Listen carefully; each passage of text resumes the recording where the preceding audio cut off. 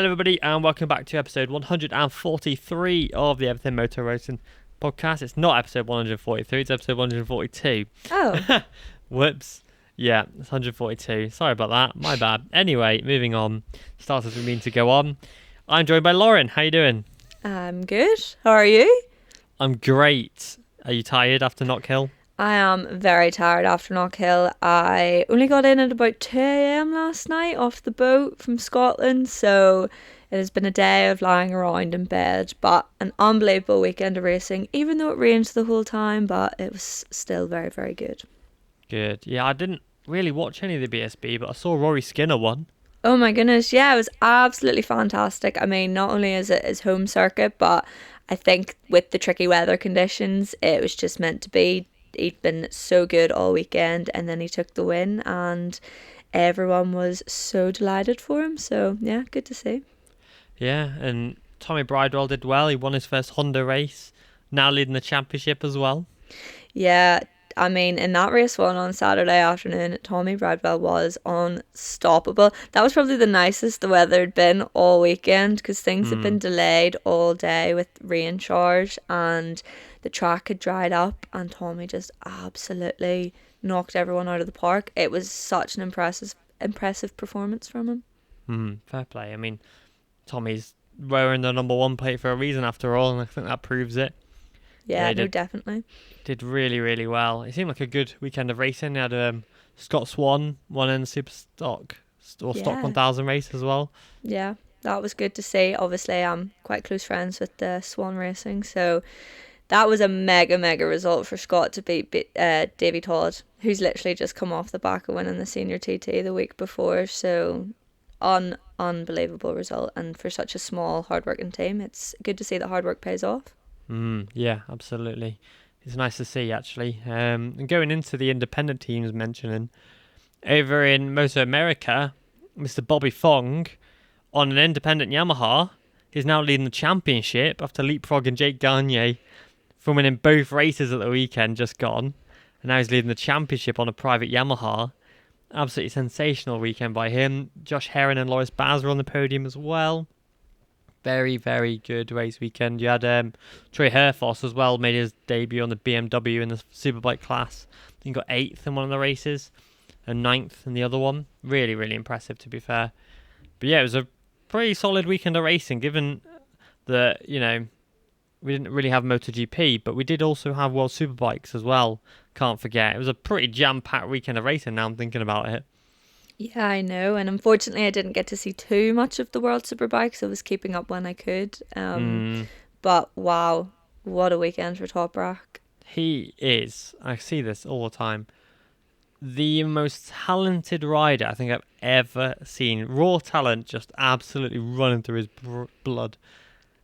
Unbelievable rider. Like some of the things where he passed Axel Bastianini and then drifted as he was doing it. It's like, what are you doing? Unbelievable rider. The talent he has is just off the chain. And the rest of the BMW riders are nowhere to be seen. So it's actually, it is the rider, not the bike. And then when people are like, oh, it is the bike, but then he's won on a Kawasaki, Yamaha, and now a BMW, and got a triple for the first time since 2020 as well. And Nico Balega looked like he had it in the bag because he disappeared in race 2. Third race of the weekend, but race 2.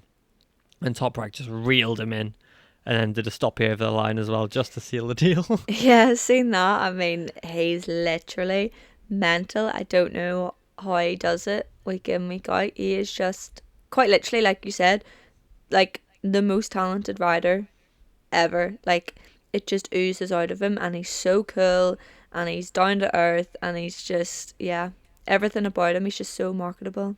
Yeah, he is. And BMW, yeah, they paid a lot for him, but they're reaping the benefits because it did look like BMW were maybe going to withdraw from Superbikes because they weren't winning anything. They were putting too much money into it. And then Toprak comes along and is like, hello. Finally, they paid him a lot of money and it was a risk, but the risk is paying off. You know, he's in the championship now. He looks so good. He can genuinely go and win the whole thing. I mean, it's a long season still. There are a few more rounds to go, of course, but He just looks exceptional. It's Donington Park next, where he's normally pretty good at as well. He won, I think, 2 or 3 races the other year. It was either 2 or he won all 3 when I went a few years ago. But yeah, very, very solid weekend again by Toprak. And it was also the debut of the Women's WCR Championship. Yeah, I mean, again, unfortunately, I didn't get to see as much of it as I would have liked live anyway. I did catch up with all of it.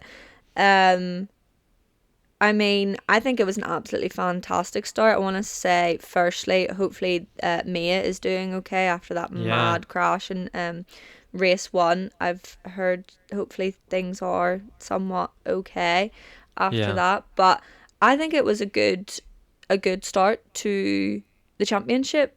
I mean, of course it was going to have teething issues coming into it. I think there was maybe a few things that do need to be ironed out. But all in all, the racing I thought was quite good. Usual suspects that we sort of thought would be at the top were at the top.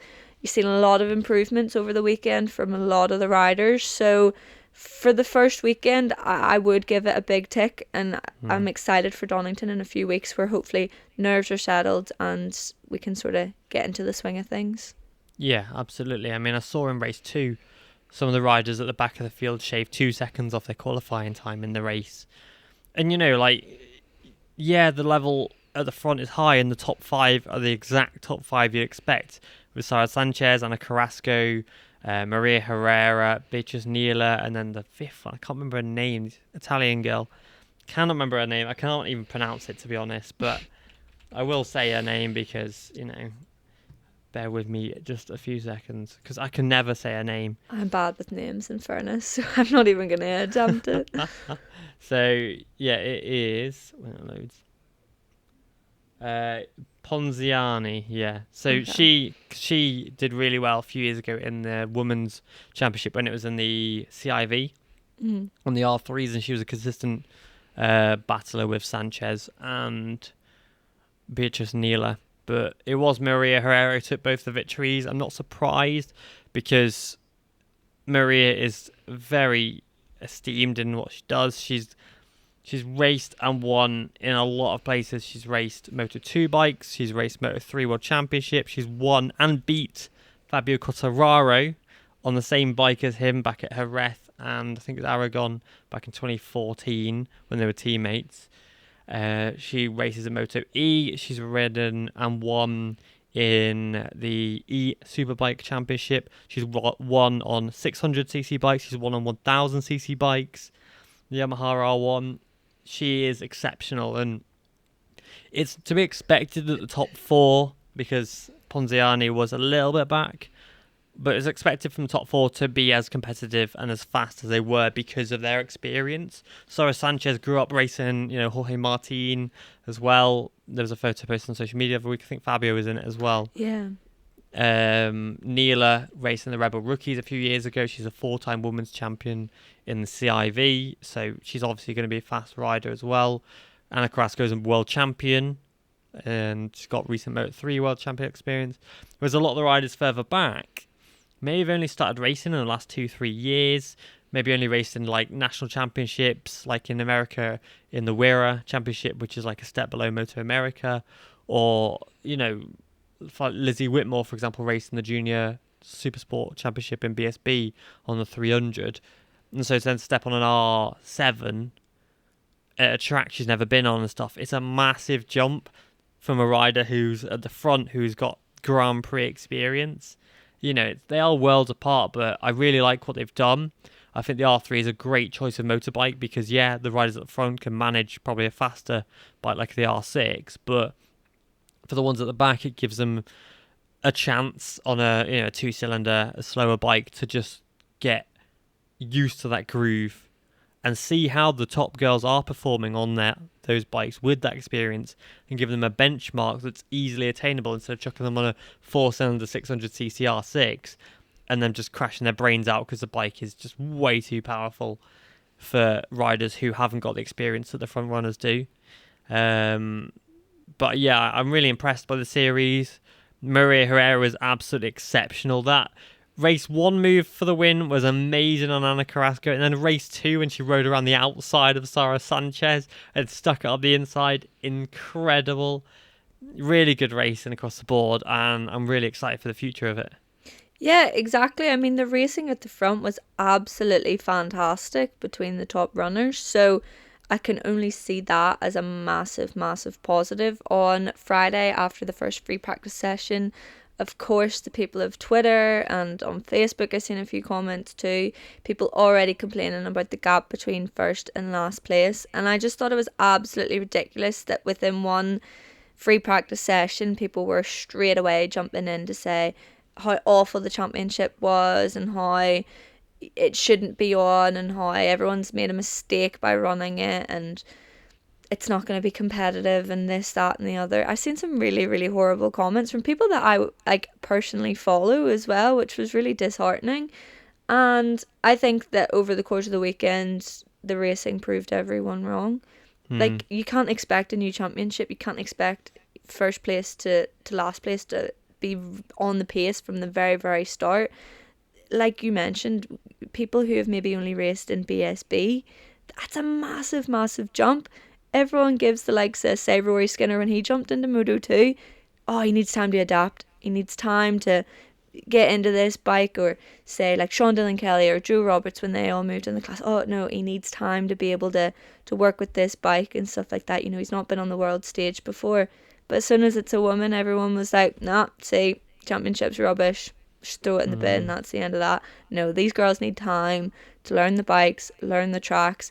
And yeah, it's probably going to be Anna, Maria, Sara Sanchez all at the front. But I think as the season goes on, we could see a few surprises. And already in a short amount of time, again, like you mentioned, over the weekend, some of the girls were shaving off mad amounts of time between free practice 1 and the end of race 2. So I'm really, really buzzing about it. And it was just good to see. I think their social media was ran really well. I've seen so much over the weekend. I was a bit apprehensive initially when they decided to make their own social media channels, so it's not through World Superbikes. They did collaborate on a lot of posts. They did actually collaborate with MotoGP as well over the weekend on a few posts, but I think their social media was absolutely brilliant. And for someone who was at another race weekend and couldn't really keep as up to date as I would have liked, I was able to keep really up to date with their social media channels, and I thought that was brilliant. And some of the other teams as well who were involved in the championship kept their social medias really up to date too, which was good. And yeah, it was all over my Twitter feed and I loved it. Loved being able to say so much about it. Yeah, I agree. It was really good and really well run, and I'm quite impressed by the whole series. Like, yeah, we had a few teething issues, and yeah, the two riders got quite severely injured and things like that, but you know, it's good. It's been a good start, injuries aside, obviously. And it's a dangerous sport. Riders are always going to get injured. You know, it's not like they're going around, you know, I don't know, pushing trolley carts around or whatever. I don't know. Like, it's a fast... That sounded really sexist, to be fair, thinking about it. But it's not... God, I didn't even think that. I didn't even think that. I was like, what's something really tame? Jesus Christ, Declan. Yeah, it wasn't meant in that way. But, you know, they're fast motorcycles and, you know, they're going to be injuring themselves, and it's just part of racing. I think it's it just typical goes... after the first weekend. Yeah, but... I think it just goes to show how hard some of the girls were pushing. Yeah. Unfortunately, that is what happens, you know, when you're pushing that hard and a mistake is made or something goes wrong. Unfortunately, there is consequences to crashing when you're riding that fast. But everyone was putting in 110% over the weekend. Yeah, they were, and yeah, really impressive. But yeah, moving on to the actual topic of the podcast, I don't even think we've mentioned it. No. Is we're going to do a MotoGP tier list. Actually, no, we're not. Before we go into that, there's 2-3 things we've missed. Oh yeah. So we made notes before this and we still can't even stick terrible, to it. aren't we? So first one is that the Bonovo Action BMW team will be pulling out of World Superbikes as of the end of this year. No news on their replacement yet, but it leaves Scott Redding and Garrett Gerloff without a seat. And Michael van den Ark has re-signed with BMW. next to Toprak, which is a good move for Michael. I really rate Michael. He's a very solid rider on his day. And I think having Toprak in that team will only help them to progress much faster than they would have by themselves or without him. And the main one, the one that took us by surprise, really, because Enea Bastianini was, I even said on a few podcasts, we'll go to KTM. That was kind of sorted. And then I think it was, I can't remember what day it was, but then Wednesday. some rumours. Yeah, late evening. It was like, oh yeah, Vinales will be his teammate. And we're like, what? Like, nah, no chance. Autosport said it. And they'd also broke the Martin and Marquez news. And I was like, no way have they got this right again. That is so outlandish. No chance. And then the next morning, official press release drops with Vinales and Enea Bastianini at Tech 3 KTM, which is mental. That means all 4 riders riding for KTM next year will be our world champions. Vinales won the 2013 Moto2 World Championship. Bastianini won the 2020 Moto2 Championship. Pedro Costas won 2021, 2023 Moto3 and 2, and Brad Binder won the 2016 Moto3 World Championship. KTM are coming, and they are coming fast. Like, I could see Enea Bastianini because so much, like, it had pretty much been confirmed. So, of course, I can see that happening. That did not surprise me. But to wake up and look at my phone and see that Maverick Vinales is going to KTM, I thought it was April Fool's Day. I was like, what is actually going on? I'm still confused about it, to be honest. It does not make any sense in my head whatsoever. It makes sense. No. Do you want to know why it makes sense? Go on. Because they've not got him in the factory team, so they can keep him in that satellite team, which is good, because it means the pressure's on Pedro and Binder and not on Vinales. Vinales has won races on 3 different manufacturers and has a wealth of experience now in MotoGP. You know, he's been in MotoGP since his debut season was 2015. So it'll be his 10 years next year. He's got experience on 3 different manufacturers, on inline 4 engine and then over to the V4 engine as well. So he's got experience on that. He's got experience with, like I said, 3 different manufacturers. He's won on 3 different manufacturers. He can adapt to bikes, that's proven. But not only that, him and Aleix have pushed that Aprilia forward in a manner that has enabled both of them to win races on it. Having him in their stable alongside Brad is great for development because of the experience that both of them have, and allows Enea and Pedro, as we're going to go into in a bit, I would say the most talented riders in the team, to go out and scrape for wins. Obviously, all 4 of them are capable of winning races, and all 4 of them are expected to win races because that's MotoGP. But I think having them in the stable and having Vinales in the stable will enable KTM to just get so much more development in such a fast time, because Jack isn't doing much and keeps making the same mistakes. Augusto Fernandez isn't really improving in the way they wanted to. So to replace both of them with 2 very talented riders just gives KTM a massive edge on everybody else. Yeah, I mean, I totally get it from that standpoint, and I think in a sense of like experience, obviously Maverick Vinales is a top choice. I just think maybe from the Aprilia standpoint of, you know, in a factory team, he sort of could have taken over from Aleix as El Capitano, but with the signing of Jorge Martin, I know that has not gone down well. Well, I'm reading between the lines in that one, but I've heard it's not gone down well. Well, I think he was told via social media. I don't think he was made aware of his teammate for next year, and that annoyed him. So, knowing all the ins and outs of it does make sense that he's decided to move teams, but looking at it just of like, I don't know, I feel like he really, or I thought he did, gel with Aprilia, and sort of, I wanted him to take on that big role and fight for a seat in Aprilia and go, no, you guys want to keep me because I am so valuable to this team, and step up to the mark like he could have done at Yamaha, but it didn't work out. I wanted him to take that role and go, yeah, this Aprilia is mine, I want to win more races, you know, Jorge Martin who, like, whatever, don't care who my teammate is. But now he's just gone, oh, do you know what? Which I totally understand why he's gone, well, they've put their faith in Jorge Martin and not me. So I'm out of here. I'm gonna get a fat paycheck with KTM, and yeah, be valued in the team, which is a big thing. Yeah, and for Vinales, which sounds mental to say, but he's one of the older riders on the grid now. Yeah.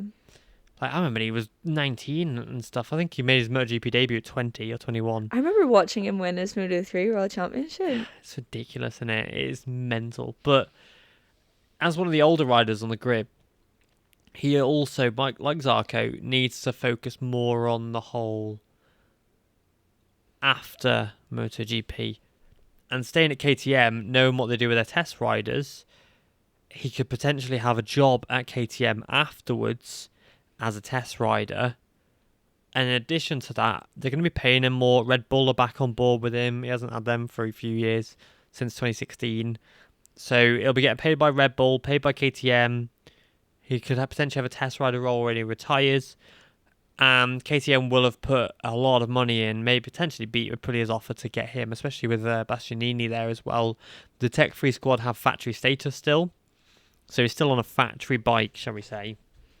And yeah, it makes sense in that regard. I get it because KTM be like, what? Put Sergio Garcia on it. Put, a young rider on it. But KTM have now got in their stable Acosta, Binder, Bastianini, Vinales, Danny Pedrosa, Jonas Folger, Pol Espargaro, and Mika Kallio. Like, that is an army of... Yeah. Right, that's an army of world champions. Because Danny Pedrosa's won a world championship. Jonas Folger hasn't, but he did win the IDM championship a few years ago. Mika Kallio is a world champion. No, he's not. He was a Moto2 runner-up in 2014. And then Pol Espargaro is a 2013 Moto2 world champion. So there's talent there. Like, a lot of talent. And... yeah, KTM are the best equipped team on the grid, and it helps to have Red Bull, which is one of the biggest brands in the world, as your main sponsor. Yeah, but I do have to say, I think it is more than money for those four riders. I mean, obviously, Pedro Acosta has been nurtured through his career by KTM, so that makes a lot of sense. And KTM have put their faith in Brad Binder, signing him until the end of 2026. So those two make complete sense, you understand. But for Enea and Maverick both to sign, and for them to announce it on the same day and go, yep, boom, here we are, very early into the season for next year, they have to have something. There has to be a big plan in place, and it is a big shake-up. We know KTM can be brutal in who they choose and the amount of time that riders get to spend there. So I think they've realised that they need a shake-up, and they've given riders an opportunity. They've not played ball. It's been 2 years for Jack Miller. Well, at the end of the season, it'll have been 2 years for Jack Miller and 2 years for Augusto Fernandez. And, in KTM terms, that's actually quite a long time to prove yourself. So, yeah, there must be a bigger picture. And to go with two other riders within the MotoGP grid is a big statement, I think, rather than bringing up new talent. Because usually KTM, that conveyor belt is pretty consistent, but that's completely closing the door. So I'm really intrigued by it. Yeah, I guess with Vietti not performing that well, and Onchu still needing some time, and Holgado sat in Moto3 still, Alonso still in the CF motorbike, which is part of KTM, in Moto3 too, it makes sense to maybe bide your time for you 2 more years of some top riders, and then when the Moto2 riders are ready to move up, KTM can then promote from within. But it's a super lineup. I think it's the strongest lineup on the grid next year. It does ask the question of who's going to race in Aprilia next year. I mean, a lot of people are saying Mir or Didier, Bezzecchi. Bezzecchi is the strongest one I've heard. Bezzecchi, if it'll be anyone, it'll be Bezzecchi. And then that opens the door for Frankie Morbidelli to move to VR46 because Pramac will be Yamaha potentially, and it means that Gresini can have Furman. I don't know, it's just carnage. My brain hurts thinking about it. I know that side of the silly season hurts my head. But now with another bit of the puzzle sort of fitted in, I really wanted Enea Bastianini to go to Aprilia, so that is sort of because rained on Aprilia my having parade. Martin and Aprilia having Martin and Bastianini would have been insane. Yeah, I think that would have been unbelievable. So I'm really sad that that's not happening. I've been advocating for that one for a couple of weeks, so I was quite sad by the news because it could have been like, see, I was right, but unfortunately not. But I honestly think that Digia is probably the best shout. A lot of people have been saying that, but that's been more fan perspective, saying that they'd Yeah. like to see Digi on the Aprilia. So unfortunately, there's no real weight to that one. I think just an Italian rider on an Italian bike would be good. I just don't think that Bez has done enough this season to really warrant a factory ride like that. I mean, Digi has been outperforming him week in, week out. And yeah, I mean, I really do like Bez. And it would make sense to me for him to go to Aprilia, but based on recent results, I'm not really a fan of it. But I think Aprilia have sort of shot themselves in the foot, to be completely honest with you. Yeah, unless they promote Joe Roberts up to the factory squad, maybe. Which is mad.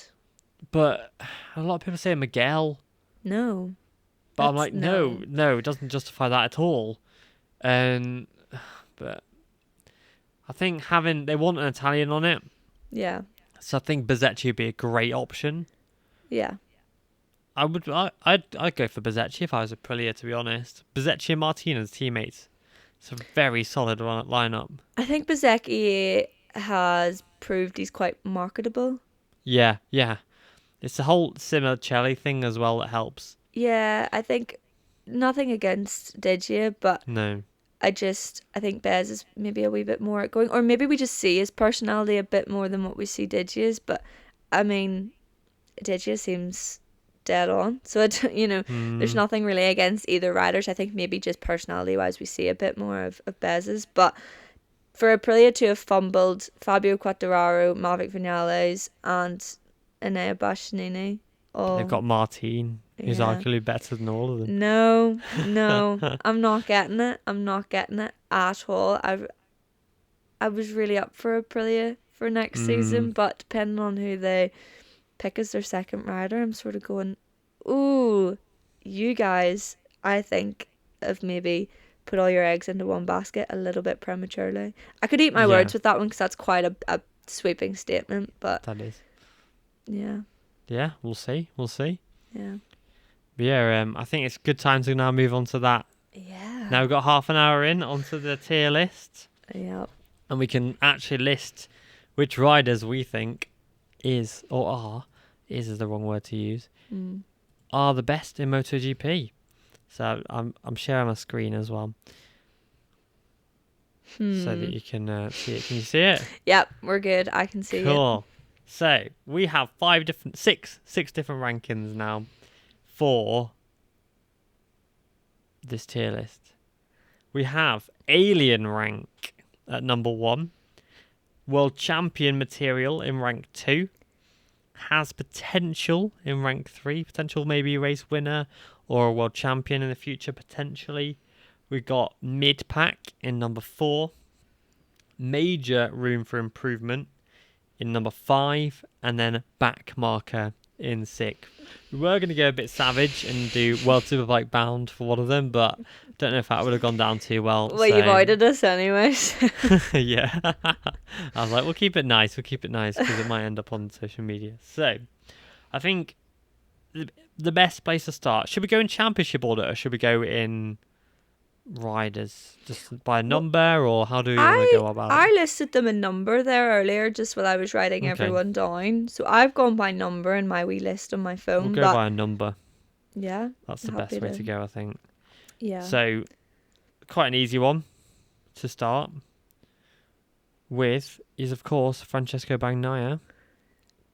Yeah, where do you rank him? Because we always have this conversation of, he's not the best rider on the grid. There's plenty more talented riders on there. I'd put him in World Champion material because it just seems the most logical sense. I mean, I think we'd literally have to be mad if we put him in anything lower than World Champion material. People would be like, right, let me click off this podcast now because these people are delusional. Are you yapping? Yeah, literally. Yeah. I know we do yap, but like, yeah, we do. Much. Yeah, so I think Francesco Bagnaia should go in to the factory spot. I'm just making sure that is Bagnaia. Yeah, that's an air. There you go. So world champion material for Francesco Bagnaia. Yeah. Yeah, And he I'm happy has with to. that. Yeah. I mean, I know week in, week out, we do have little issues with him, whether it be personality or things that he said or, that sort of thing. He maybe doesn't come across the best all the time, but he still has 2 MotoGP World Championship titles to his name, so you cannot deny the talent. Doesn't matter whether or not you like the rider. If you've got the championships to back it up, then you have to be high on the tier list. Yeah, you do. You genuinely do. Absolutely. Fully in agreement there. So, going on to the next rider, which is Johann Zarco.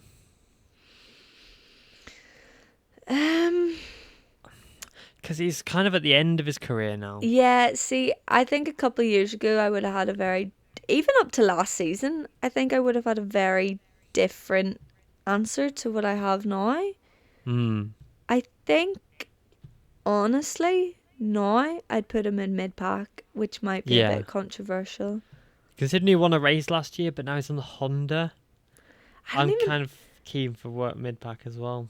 I don't even know if it's to do with the fact that he's riding a Honda now. I just think age and stage of career, we know he signed that LCR deal for a bit of security because Ducati were stringing him along on, we'll just sign you for another year and we'll sign you for another year. And they're paying him double as well. Yeah. So I think with the whole LCR thing that he'll do this for 2 years. He might do another 2 years, if even. I could see maybe a Honda test rider. Yeah, I could see him being done at the end of 2025, to be honest. Yeah, me too. So I think that's, he's just... mid-pack. If you told me this, 2 years ago, I'd totally say, I'd laugh at your face. I'd be has potential, Yeah, fully. Maybe even world champion material. Start of the season, sometimes he's just unreal. First half, he's great. Yeah, we haven't seen that this year, so I think it's just stage of career that's sort of starting to push him down a bit. Yeah. Right, I've got a controversial one for you because it's Luca Marini next. I'm going to say has potential. A lot of people don't rate him. I really rate Luca Marini. So I want to put him in has potential. Yeah. I can totally see that. Again, I think it's stage of career. I think he's made a controversial move by going to Honda. He had that security in the VR46 team with a Ducati. Probably still does though, may I add. Well, yeah. I think he just wanted to try to branch away from that, to go, look, I am Luca Marini. My own rider. I'm not just Valentino Rossi's brother. I'm not just here because I'm riding with VR46.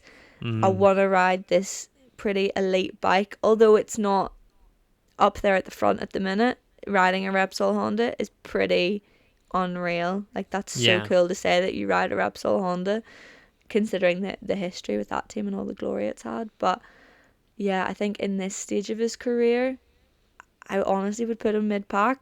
But I'm going to agree with has potential because he's a slow burner.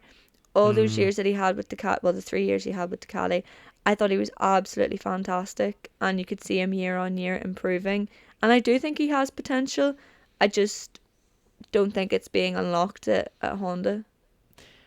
Does it come back to that thing we keep saying of Ducati masking the talent for some riders, maybe? I don't think so. Because in Moto 2, Marini was very good. Was unbelievable. I mean, in that 2020 season, Marini, Bezzecchi, Enea Bastianini, Sam Lowes. Oh my goodness, that was such a good championship. Yeah, Sam Lowes, unbelievable championship. I really, really enjoyed watching Moto 2 that year. Yeah, me too. It was very, very good. Next up is Maverick Vinales. I want to put him mid-pack. Controversial, because he won a race this year. I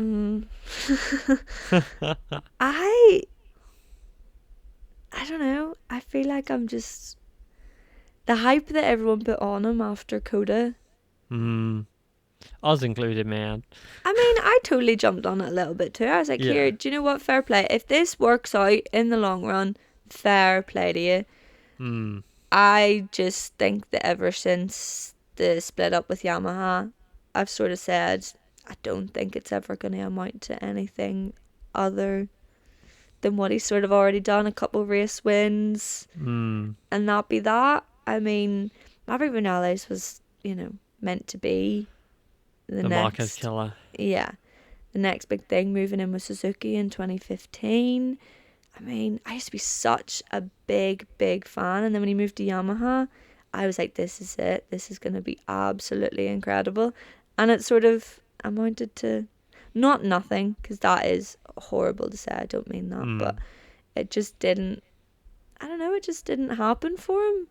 And we did have a conversation on last week's podcast of like, not every rider is going to win world championships, and not every rider is going to be like this amazing Marc Marquez or Valentino Rossi, or even going back to like McDoon's and all that. But I don't know. Honestly, I'd say major room for improvement.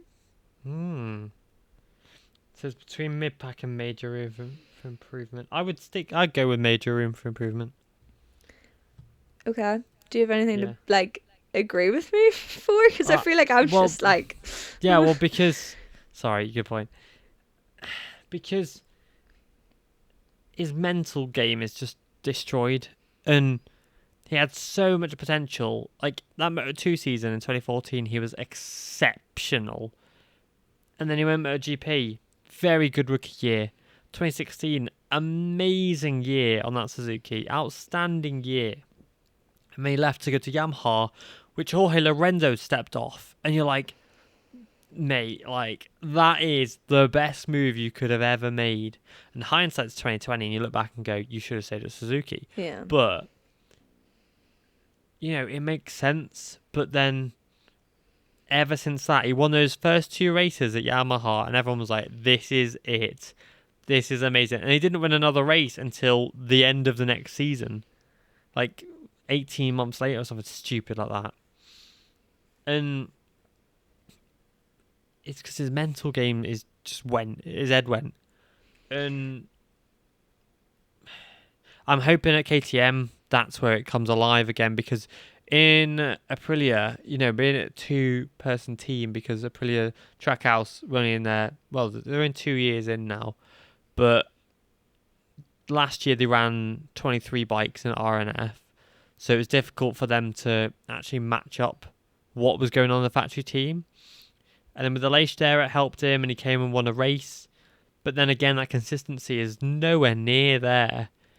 And it's like, you had so much potential, and it's just like, just feels like it's been wasted a lot. And maybe KTM, we can see more from him. But yeah, I do agree, maybe major room for improvement / very disappointing.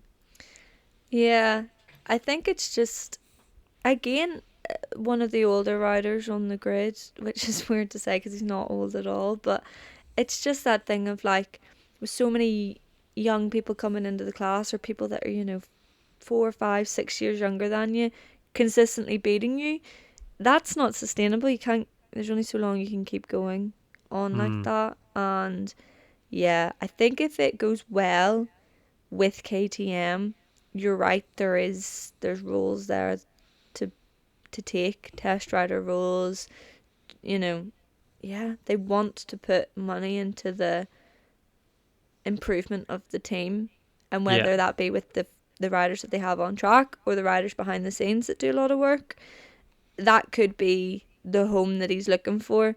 It's obvious that it turns out that Aprilia is not it either, but you can't just keep jumping from team to team to team to team to team and go, yeah, no, this is the one now. Yeah, this is my family now. I thought he'd found it with Aprilia, but clearly not. I think this is the last chance saloon for Vinales now. I would say so. Yeah. Moving on to Fabio Quartararo, I think that's an easy world champion material. I don't think there's any arguments with that one. Yeah, easy world champion material. Again, 2020... Potential alien. Yeah, not 2020 because he crumbled that year. Yeah, But the 2021. comeback in 2021, like the mental comeback that he had after speaking with psychologists and realizing that there had been an issue there, and he really put as much energy into his mental health than he does his physical health, and sort of went, yeah, no, this is like, you need to be looking after yourself, sort of thing. Like, that was unbelievable. That's totally alien to me. I Yeah. think that's amazing to sit down and look at yourself and go, I threw away that championship, which he's pretty much said, in 2020. He's like, yeah, it was mine to lose. Yeah. And he did, because he completely crumbled. And then to come back and win the championship in 2021, I totally would say alien, but then Yamaha has not backed up the bike to help. But then problem is, we've seen other riders ride around problems on bad bikes. So that's where my issue is starting to lie with Fabio. I don't know. Yeah, I'd agree, because Marc Marquez was still able to get it done and get podiums and stuff on a Honda that's objectively worse than the Yamaha. Yeah, it's just kept going downhill. Yeah, and so for Fabio, finishing 12th when Marquez was getting third place in the sprint race last year on the Honda at Valencia. Yeah, that knocks him down from alien to world champion for me. Yeah, no, definitely. I think if he top 5, I think he'd have to be top 5 for me to go, look, this bike is terrible and look what you're managing to do with it. But slowly but surely since 2022, well, the second half of 2022, he's not been able to make it work, which is annoying because I do rate him. And anytime we're talking about most talented riders on the grid, I always in the mix. I always automatically go, oh, Fabio Quartararo.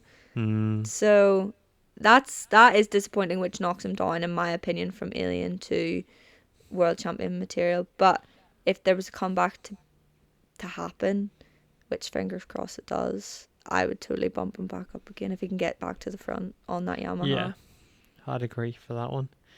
Next up, Frankie Morbidelli. I'd say has potential because he was finished second in the world the other year. I think he can still win races, but that's just me. A lot of people write him off, but yeah, I mean, there's a lot of people that would put him as back marker. Yeah. And be like, here, where you go. Yeah. You should be out of here. I'm really torn on Frankie Morbidelli. I'm not gonna lie. How come? Yeah.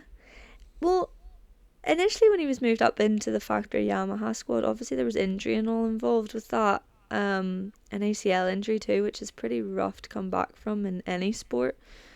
So everyone sort of gave him the benefit of the doubt for quite a while, which is completely fair. That injury was horrific, but yeah, slowly but surely you start to realise that it's not the injury anymore, and Yamaha weren't getting any better. Like we said, Fabio was also struggling.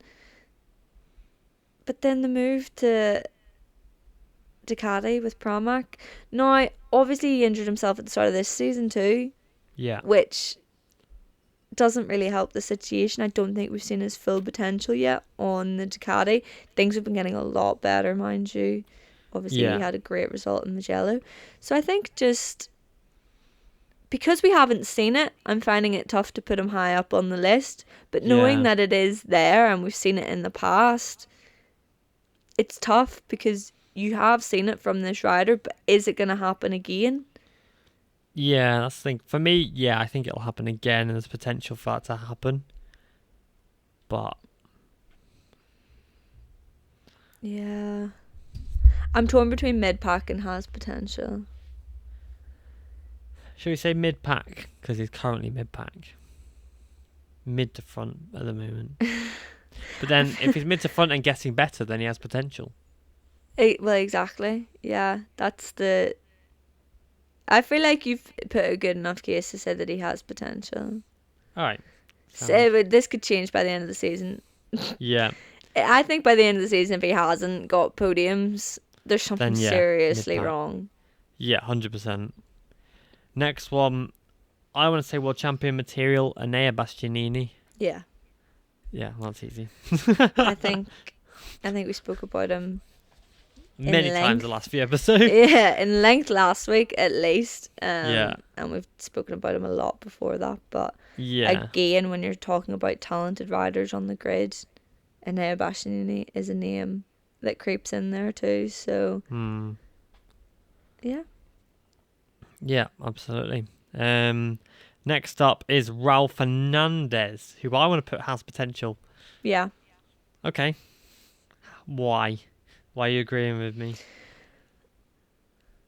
To get to where he is now happened in a very, very short amount of time.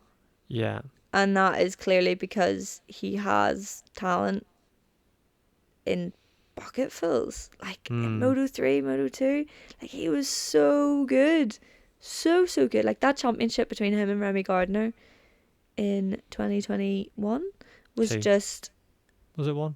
Yeah, I think it was Maybe 1. 1. Yeah. Yeah, it was 1. Sorry, yeah. Like, that was such a good championship to watch between the two of them. And it was heartbreaking that he didn't win it. Someone had to win it. For him, unfortunately, it was Remy. But yeah, for Remy, that's not unfortunate. But yeah, I think to get to where he is in MotoGP, you have to have talent and you have to have potential. Again, it's a sense of it hasn't been completely reached in MotoGP. I don't think. He's very, very fast. He is on a year-old bike at the minute with Aprilia, so obviously you have to give him a bit of leeway there. But he's doing better than his teammate. He's actually been top Aprilia in some races as well. Like, I think, to be honest, at the minute, he's probably the best performing Aprilia. He's done very, very well this year. And, you know, some of the races he led, for example, the Catalonia Sprint as well, he's been very, very impressive. And I'm really... I've bang on about him all the time because there's so much potential there and we just need to see it. And he's had 3 years in MotoGP now, one of them on a KTM. And things keep changing because he went on KTM and then he went on last year's bike and now he's on this year's bike and that's changing to be the next year's bike soon, potentially. And so he's always got change and inconsistencies and I think he's got it, but he needs to start showing it soon. Yeah, I think that's the problem with a lot of his careers, that he's been able to ride around the fact that he's chopping and changing so often. Like, he only spent a year in Moto 2 and was battling for the championship. He definitely should have spent another year in Moto 2. When the opportunity arises, you're not going to say no. KTM obviously moved him up way too early. That bit everyone in the Against ass. his will. Yeah. And then they chucked him out. Well, they sort of mutual agreement to sort of go, no, I don't want to be here anymore. Yeah. But, yeah, you're right. I think it'd be easy to say that he's mid-pack based on, like, you look at the results and you maybe go, oh, man, that's not only crash from the front, so obviously he doesn't have what it takes. But to be at the front and to be leading a MotoGP sprint race is pretty impressive. And the moves that he made to get to the front with Pedro Acosta, I was like, ooh, maybe in a year or two we could be seeing that a bit more consistently, and that would be, I'd be pretty happy as a MotoGP fan to be watching that. Yeah, I would as well, 100%. Next up, Taka Nakagami, I think can go straight in the back marker. His career has not recovered since that crash at Aragon in 2020. No, definitely not. And I think it's sad to see anyone sort of be at the back, and someone has to be there. Someone has to be, and it's sad to see that it's not working for him, and the Honda's not great. And yeah, I don't know how much potential was there, because I don't think we've ever really seen it. Because he won a few races in Moto 2, but he wasn't amazing and got the seat because he wanted a Japanese rider on an Edomitsu sponsored bike. So it wasn't like he got there because he won some races, but they were like top 3 in the championship and you're up. He finished 7th and still went up. Yeah. I think when you maybe look at, say, like Digia, who won a couple of races, wasn't in the championship charge and he got moved up, a lot of people went, why are you doing that? But then has proved why he should be in MotoGP. I think with Taka, won a couple of races, they moved him up, and you're sort of going, oh, okay, like, is this some sort of hidden star that we should really be looking out for? And it's never really come to that. It's No. horrible. It is really horrible. I don't want to be mean, but No. It's the truth. yeah, it is the Truth truth, and unfortunately, it just hasn't worked for him. And I'm not surprised that he's still there, because no one else No one wants it. is right for the seat. And I mean, Ayagura still wants to be a Moto2 even next year. Yeah. He wants to win that Moto2 championship. Yeah, which is mad. His mentality is crazy. I watched an interview with him on TNT Sports, maybe at Magello it was. And Yeah. oh my god, his mentality's mad. I've never heard the likes of it. So when the next Japanese rider doesn't even want the seat, you're sort of going, ooh. Yeah, something's going wrong here. Yeah. So unfortunate for Taka. He seems dead on. Yeah. And he'll probably have a seat next year because of the same reasons. I think like World Superbikes or something. I don't know why people say that as a bad thing. Like I No. know we jokingly said we were going to name that group that, but genuinely I think there is MotoGP riders, not just Taka, that would really suit the World Superbike format. Yeah, Jack Miller. I think Frankie Morbidelli. Yeah. If he hadn't true. got that Alex Marquez, Pramac maybe. seat, I was like, he should go to World Superbikes. I think that would really, really work. Yeah, absolutely. All right, moving on to the first alien. It's Pedro Acosta. I don't really think there's any. You know, Moto3 rookie world champion, second year Moto2 champion, nearly won it his rookie year, but got injured, broke his femur again after doing it in Moto3 as well. And has come into MotoGP and just done things no KTM rider has done for a long time. And is an easy world champion and is just an unbelievable talent. I mean, if anyone's listened to us throughout the last nearly 2 years I've been on this podcast, it's basically a Pedro Acosta fan club at this stage. Yeah, it is. It is. I think everyone should be a part of the Pedro Acosta fan club. I agree. It seems like a nice place. He's just dropped some merchandise as well. And I guarantee you people would buy. There's a club, right, or like a bar that I go to sometimes with my mates. And there's a guy in there who wears a Pedro Acosta hoodie. And every time I see him, I go, Pedro, Pedro, Pedro. Yeah, and he wears a Bazzetti one as well. So he's got taste. Honestly, like, Yeah. I'm just getting 2015 like flashbacks of like rookie and master. I think the battles that Pedro and Mark and some of the other riders could get into, or like we've seen some of it this season already. I just think he is one of those generational talents. Yeah. It's clear to see. Absolutely. Going to his teammate, Brad Binder. Has potential. Because a lot of people put him in as the best rider on the grid and stuff. Which I get, but he's not won a race since 2021. This is the Or thing. 2022. Yeah. Quite a while. I think, was it not Austria? Yeah, it was when he won it in the wet. Yeah, so 2021. Yeah. So you're looking, that's coming up to 3 years now, come August. So Yeah. I find it very, very tough with Brad Binder. Because, yeah, for some reason, a lot of people say when that talent conversation comes up, Brad Binder. I don't And he's think got the talent. he does, but I don't think he's shown it at all. That's the This thing. season or recently. Start of this season, yes. First round, 2 rounds, he was good. Yeah. But like, where's it gone? Get Brad Binder on a Ducati and he'd smoke everyone. Get most of this grid on a Ducati and they'd smoke it. But Pedro Acosta's doing it on a KTM. Well, this is the thing. That Brad's ridden since 2020. Someone asked me the other day, this is slightly off topic, but I hope it makes sense. Why is Scott Redding not performing in BMW in World Superbikes? And I said, Toprak. And I said, just pure talent, can ride around the issues on the bike, is showing that the bike probably isn't really the problem that maybe the rest of the team is making it out to be. That BMW has the potential now to win a world championship. and you're not performing on it. And that's what I said to this person who asked. So I think in this situation now, with all the KTM riders in MotoGP, I'm sort of starting to question every single one of them, Brad now included too.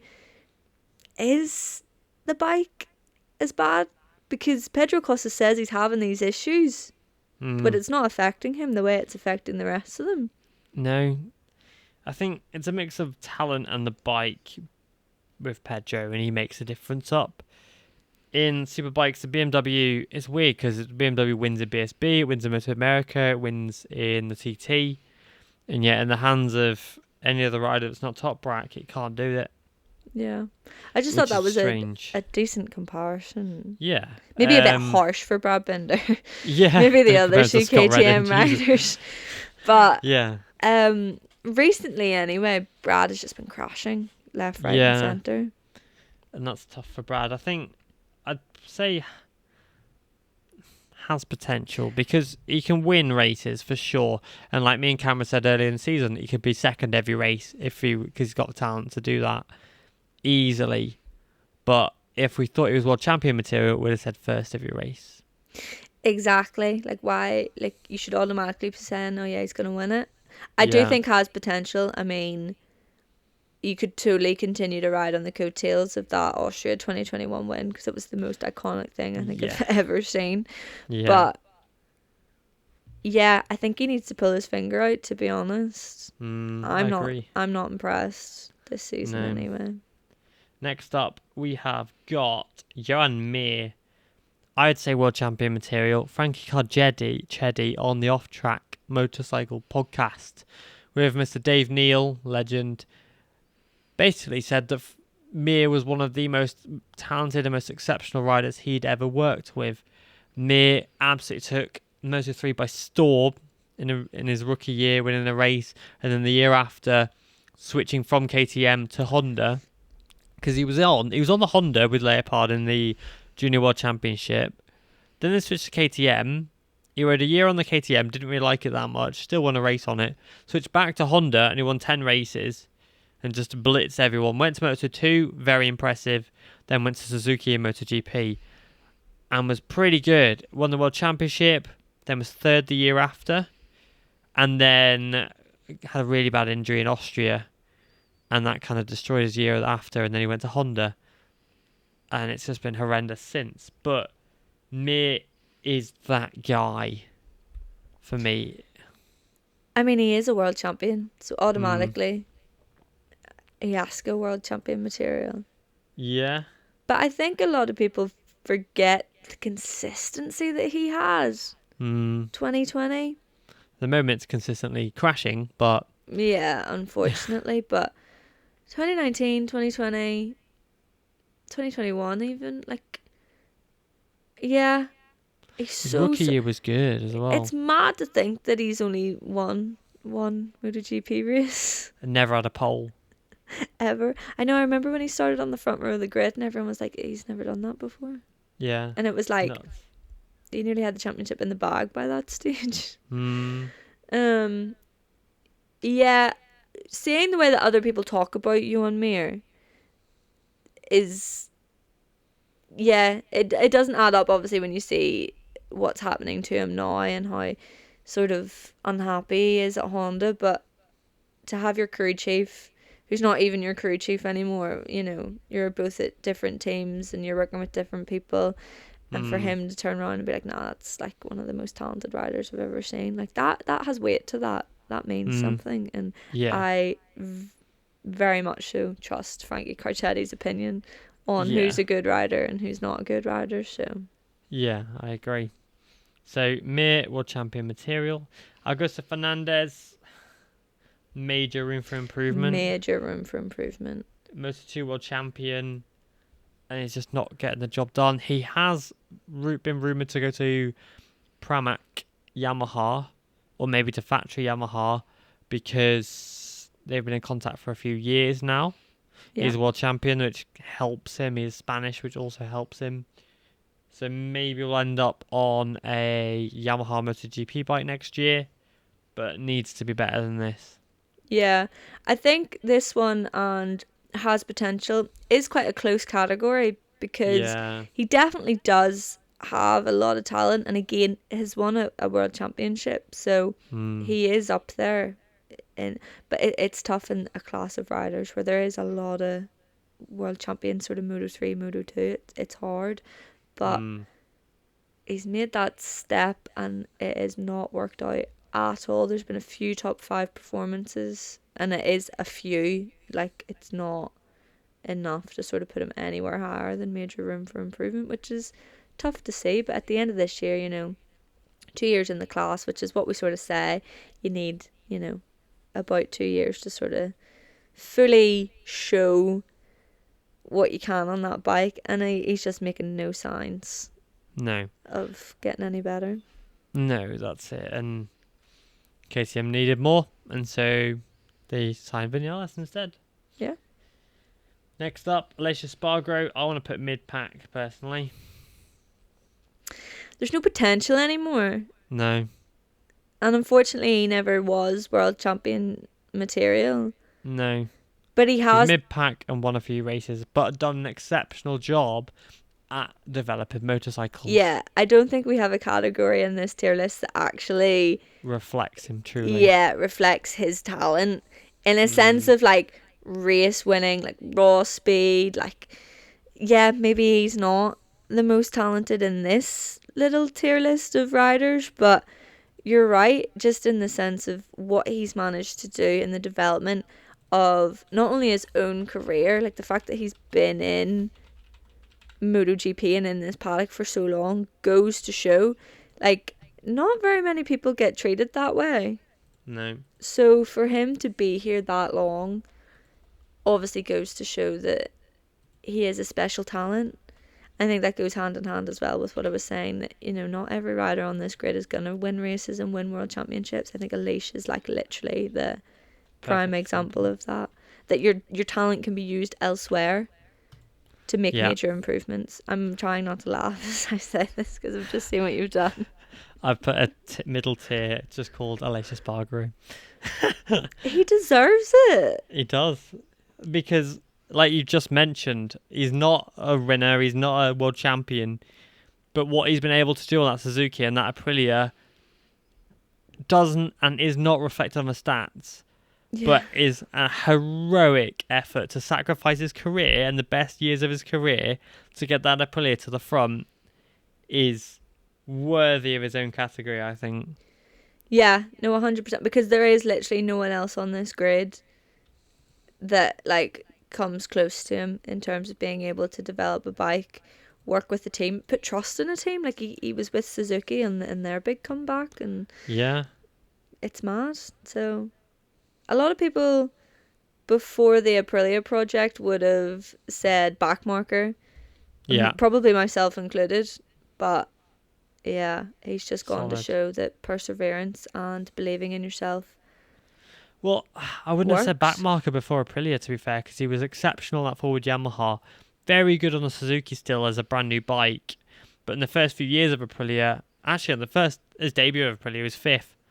So I don't think I've ever put him major backmarker. room for improvement, but Yeah, just when you yeah. look at the years that he spent in like in the paddock, it's Yeah. like no one else gets that sort of opportunity.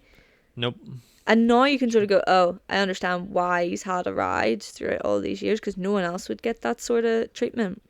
No, you are right. Spot on. Yeah. Jack Miller, major room for improvement. Yeah. Like, he just makes the same mistakes every race. Gets to the front, cooks his rear tyre, drops back to 12th. Every single time. I don't really know what to say about Jack Miller, to be honest. I love him. I think he's hilarious. I think he's a brilliant kind of addition to MotoGP. But that doesn't make you a good motorcycle racer. But then again, I wonder, like, obviously he was thrust up into MotoGP way too fast with the direct move But from he did it Moto3. successfully. Exactly, it worked. And then he rode that Ducati with Pecco, and they worked really well as teammates. They were at Pramac together, both got the factory seats together.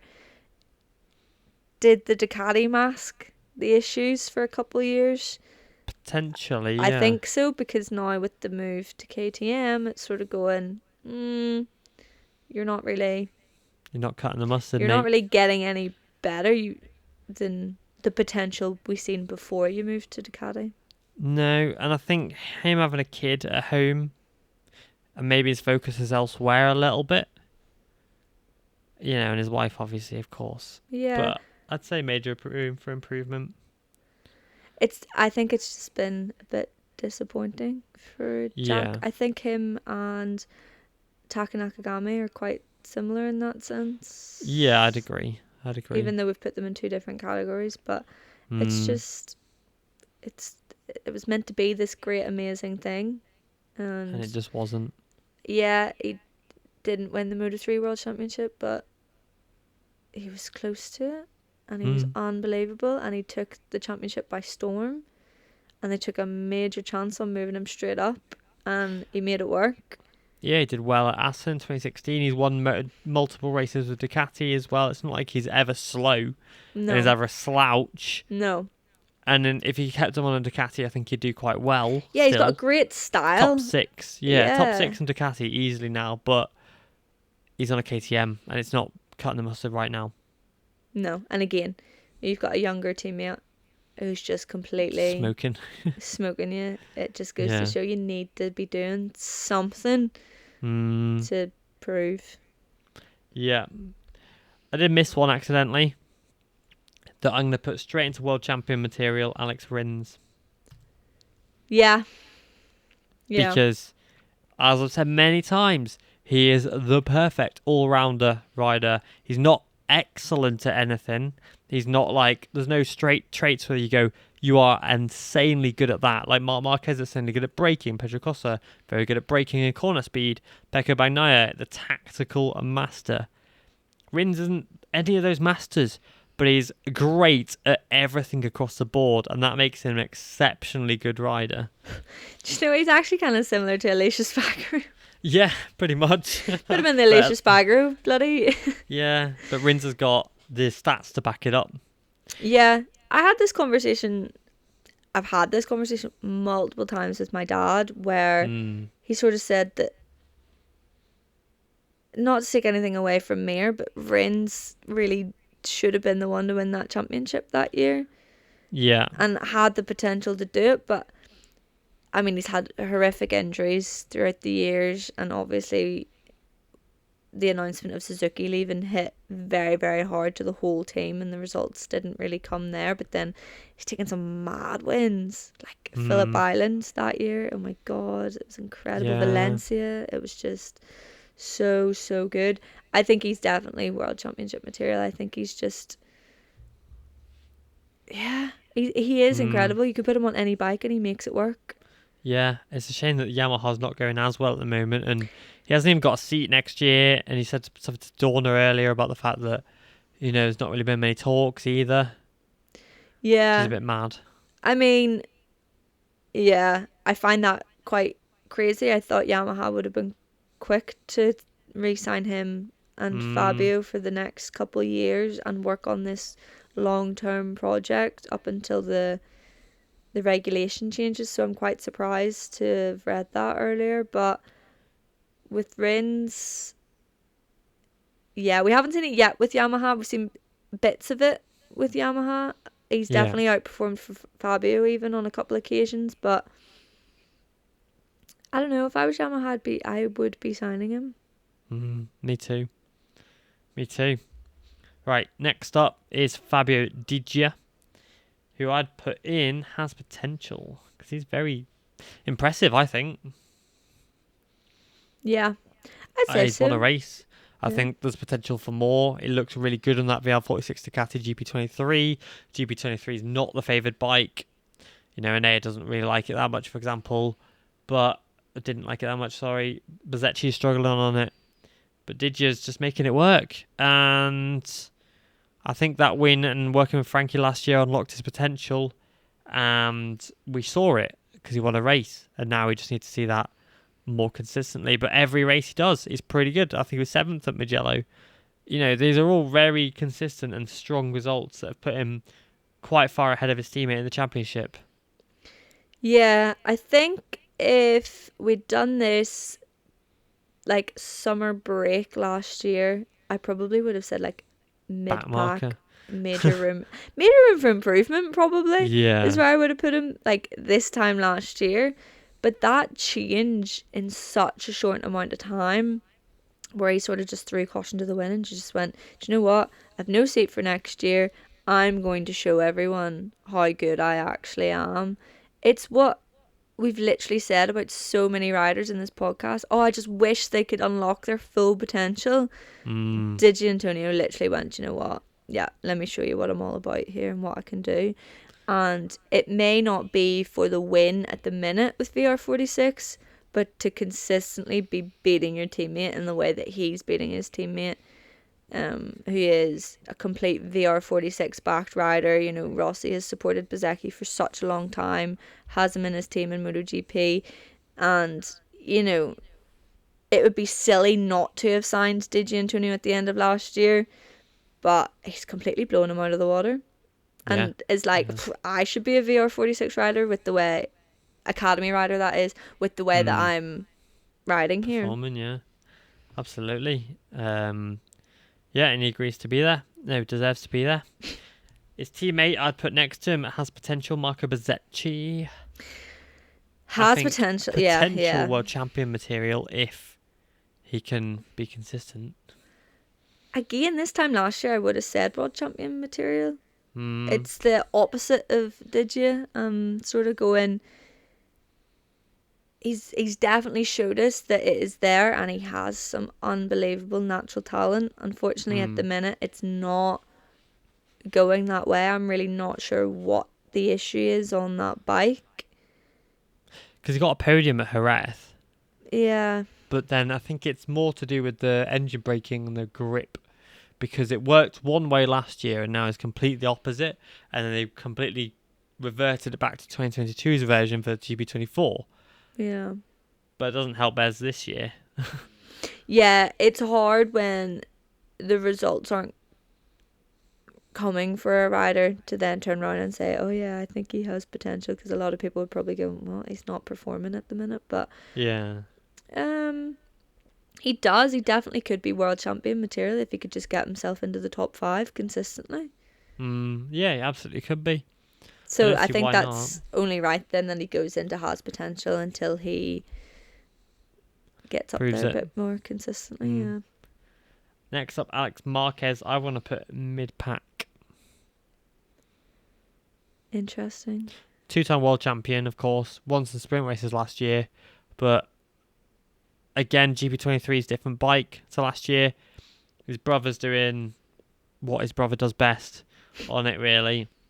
But then if you compare Alex to the other GP23s, he's kind of getting beaten by them. I'll just have a look. How many years has he been in MotoGP now? Alex Marquez joined in 2020, replacing Jorge Lorenzo. Yeah. So in the championship, Didier is 9th. Alex Marquez is behind him, but Didier has a full 23-point gap between the pair of them. Oh my Alex goodness. Marquez was 4th in Jerez, but his consistency is not there, whereas Didier is 7th, 10th, 6th, 7th, 6th, 5th, 7th. Wow, all top 10 performances. I didn't even know that about, did you? Yeah, and then Bezzecchi is 11th in the championship, 6 points behind Alex Marquez. So it's all three of them are bunched up together, and then you got Mark way up here.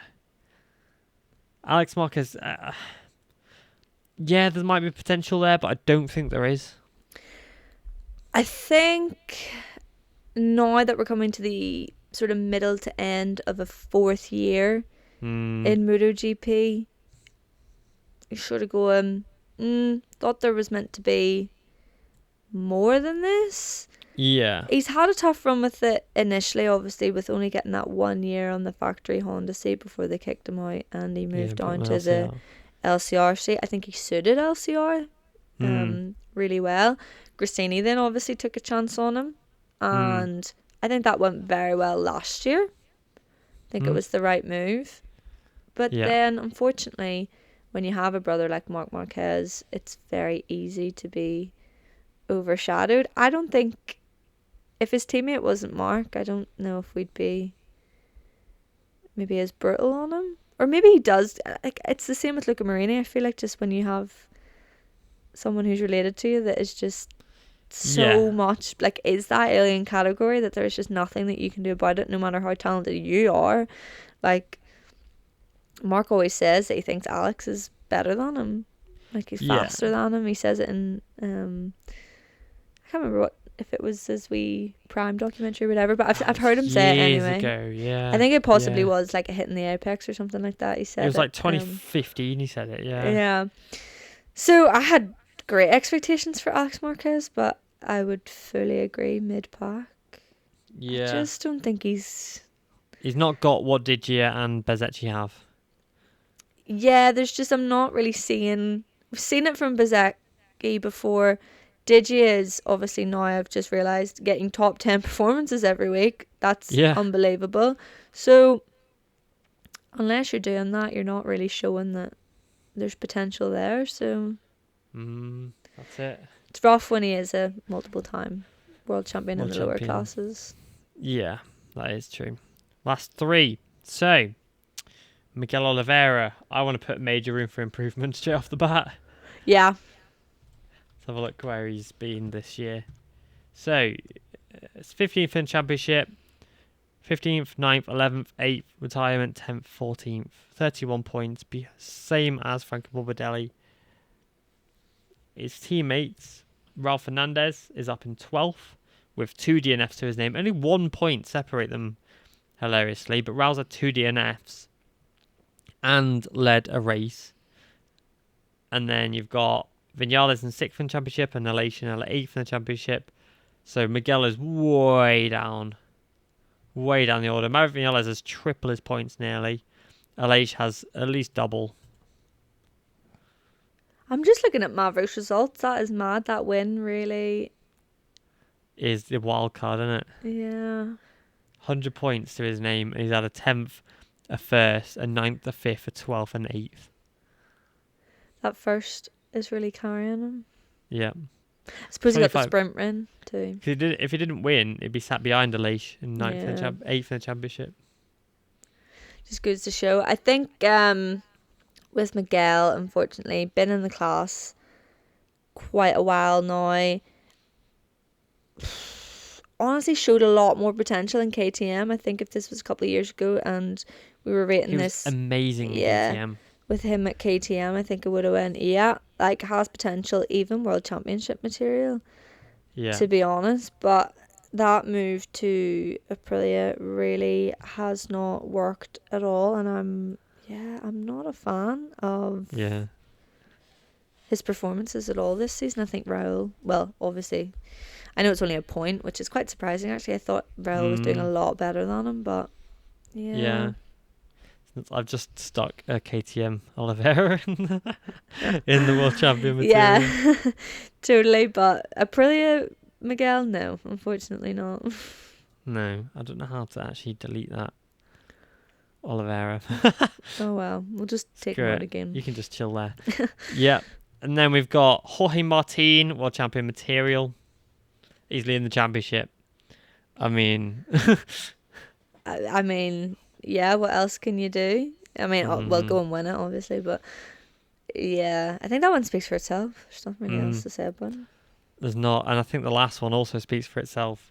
I did have him in back marker for a little bit, but Marquez can come out and go straight to Alien. I don't think there's any doubt. Yeah, a lot of people now sort of go, oh, he's over it now, like. Yeah, but it's the fact that he's not. I think people what he are used going, to be.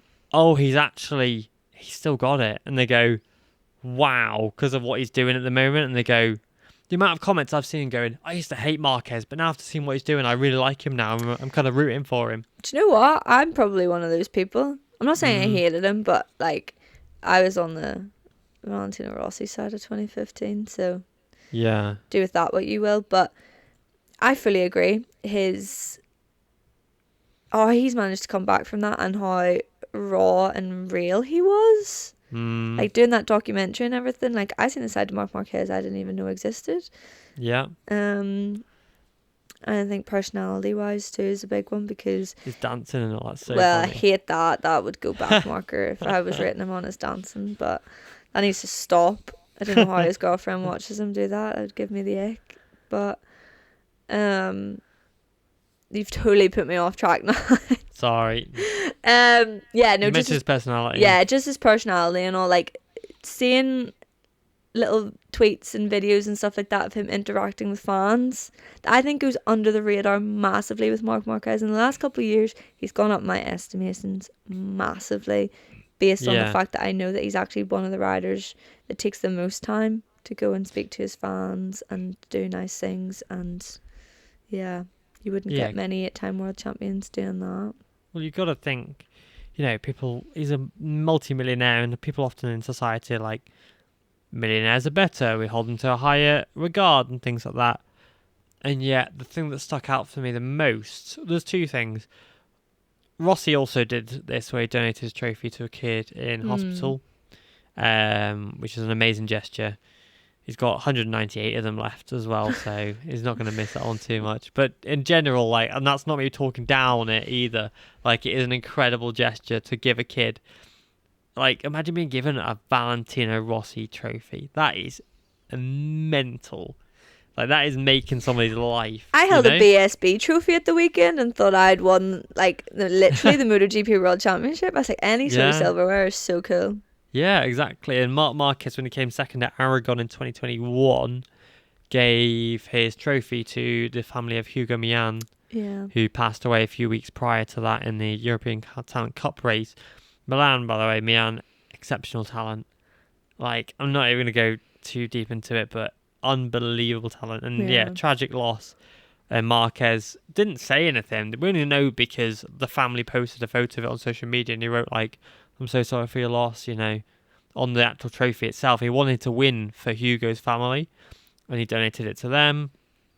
But the thing that really stuck out for me was the fact that he was in, I think, Thailand or something like that.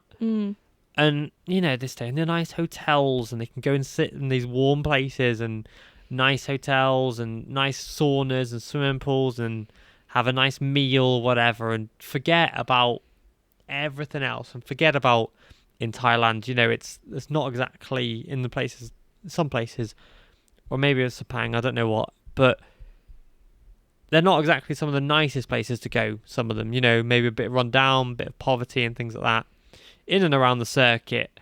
And then there's Marc Marquez, who, again, like I said, could be going sat in a lovely penthouse apartment, is stood in the rain, in his bare feet, in a puddle of mud, rushing past his feet, signing fans' autographs, and giving them merchandise and just talking to them. It's you do not have to be doing that, mate. No, that's the one I always bring up. My dad and I have very differing opinions on Marc Marquez, and that totally sounds like I'm throwing him under the bus, but I always bring that one up when I'm speaking to anybody about how the respect you have to have for Marc Marquez these days, of just you just have to respect the talent. It doesn't matter whether you're a fan of him or not, but how he conducts himself. Yes, I know he's not everyone's cup of tea. Yes, I know he's been rash in the past on track and off track, and has done controversial things, and people always pick sides in a battle like that. But you have to respect it. The grind that he put in all those years to win all those championships, and now to come back and master a plan like that to get to where he is, how his brain works. I'd love to spend a day inside of it. Yeah. It's mental, isn't it? I don't get it. He is literally that alien, because I just cannot even fathom how he thinks day to day, how he's able to do it, how he literally said himself he wanted to retire, that was it, he'd had enough, and he comes back from that and is now sitting with a factory Ducati seat for next season for 2 years. How do you do that? How? Insane. And yeah, and things like I was going on about the signing the trophies in the mud. Yeah. We only know that because someone filmed it and put it on social media. Exactly, that's the big one. He didn't talk about it. He didn't put a press release out and go, look how good I am. Look how amazing I am. He didn't mention it at all. He just did it. Yeah. And I'm sure there's so many other things that we don't even know about that are amazing. And the other riders do nice things too, of course. But we can only talk about what we hear about. Well, yeah, exactly. And I think I'm glad that people have filmed that and have proof of those things happening, because it's really helped. Irrefutable evidence. Yeah, it's really helped me sort of turn around and go, do you know what? Like, I'm going to say respect again, but you do. You just have to respect him. Yeah. Like, hands down, he just is unbelievable. Whether you like him or not. It's just madness what he's done on the track and what he's gone through off the track too. And the level he's brought the sport up to as well, because he showed a new benchmark to everybody, and everybody else had to get just as good as him to just beat him. Even now, as a 32-year-old guy, he's 32? No, he's born 93, so 31, yeah. I know he was born 93 because his number's 93, before anyone says that's weird.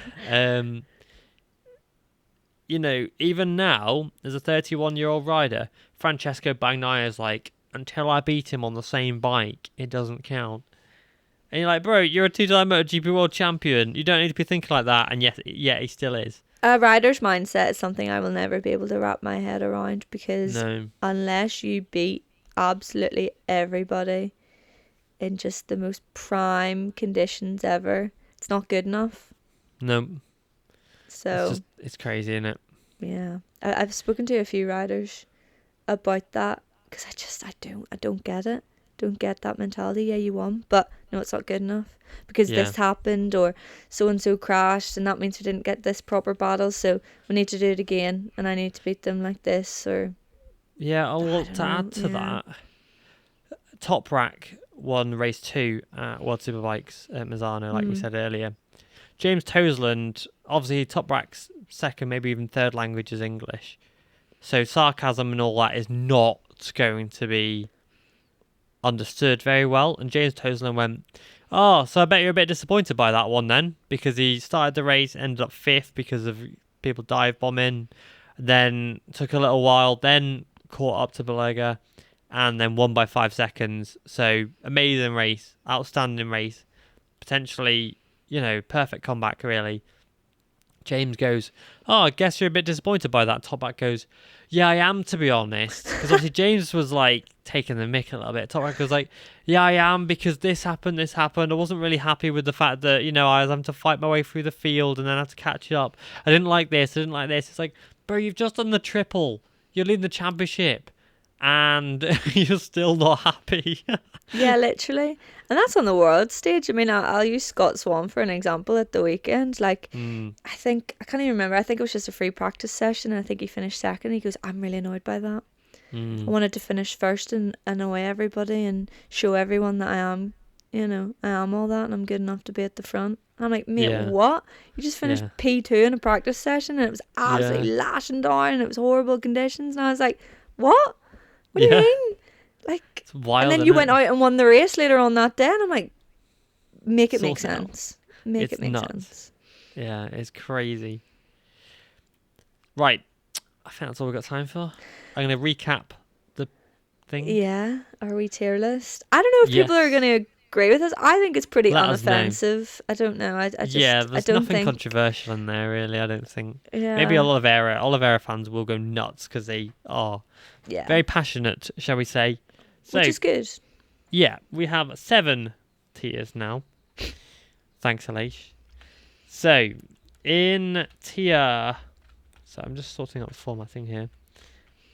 There we go. So, in the bottom tier at back marker, we have Takaki Nakagami. Understandable. In the 6th tier, we got major room for improvement of Maverick Vinales, Augusto Fernandez, Miguel Oliveira, and Jack Miller. Mid-pack, Johan Zarco and Alex Marquez in tier 5. Tier 4 goes to Aleix Espargaro, who can't really be graded. I might put him right at the top. Yeah. There you go. Aleix at the top. Now we'll drop him back down. to the middle. And then has potential, we have Luca Marini, Franco Morbidelli, Ralph Fernandez, Brad Binder, Digia and Bezzecchi in Tier 3. Tier 2, World Champion material, Bagnaia, Bastianini, Quartararo, Mir, Rins and Martin. And Alien, we of course have got Pedro Acosta and Marc Marquez. Yeah, I agree. Mm-hmm. Yeah. Well, obviously I agree. I just didn't, but yeah. Yeah, I don't think there's anything offensive on that. I don't think anyone could really disagree too much. I know we were on the fence about a few riders, but I think in the grand scheme of things, it makes a lot of sense. Yeah, I think so. I think we've done well, personally. Well, yeah, until you post it and everyone starts giving us stick for it. Yeah, that's going to be fun.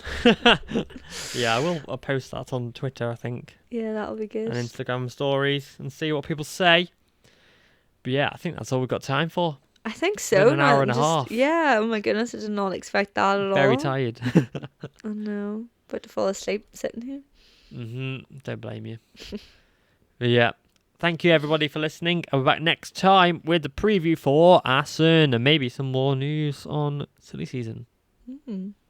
Sounds fun. Thank you very much for listening. Bye. Bye.